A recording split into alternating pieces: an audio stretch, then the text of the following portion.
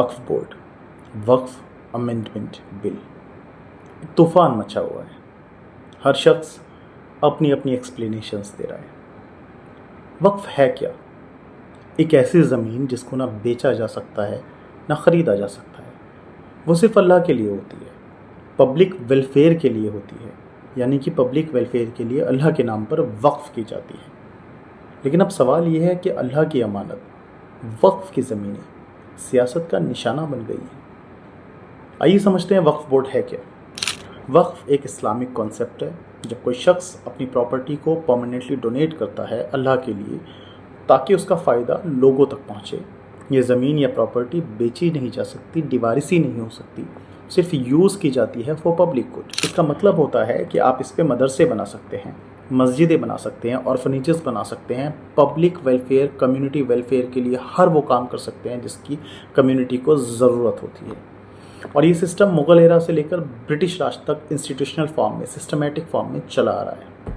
Independent India में इसके लिए 1954 और फिर वक्फ एक्ट 1995 लाया गया, जिसमें स्टेट वक्फ बोर्ड्स बनाए गए। ये एक ट्रस्ट होता है, जैसे मंदिर ट्रस्ट होते हैं, जैसे चर्चेस के ट्रस्ट होते हैं, जिनका मकसद वेलफेयर होता है।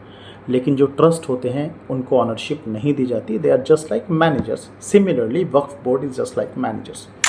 ये सिर्फ एक रिलीजियस आइडिया नहीं है, बल्कि एक इकोनॉमिक और लीगल प्रोटेक्शन का भी एक मॉडल है। यहाँ से स्कॉलरशिप्स निकलती हैं, मदरसे चलते हैं और शेल्टर मिलते हैं ऐसे लोगों को जिनके पास कुछ नहीं होता। जिस खाक की ज़मीर में है आतिशे चिनार, मुमकिन है कि सर्द हो वो खाक अर्जुमन। वक्फ अमेंडमेंट बिल को देखकर अल्लामा इकबाल का मुझे ये शेर याद आया। आप इसका मतलब समझ लीजिए। इसका सेटअप क्या है? वक्फ बोर्ड स्टेट लेवल पर बनते हैं, जिनके पास हर स्टेट में वक्फ प्रॉपर्टीज़ का रिकॉर्ड होता है। ये वक्फ बोर्ड्स लैंड का मैनेजमेंट करते हैं, कैसे किसको लीज पर देना है, वेलफेयर प्रोजेक्ट्स देखते हैं और हर वो काम करते हैं जो वक्फ बोर्ड्स की सारी प्रॉपर्टीज़ से रिलेटेड होता है। इंडिया में, भारत में लगभग 6 लाख एकड़ वक्फ लैंड है, which is more than the land held by Indian Railways in some states. यानी ये सिर्फ एक रिलीजियस इंस्टीट्यूशन नहीं है, बल्कि इकोनॉमिक और सोशल एसेट भी है।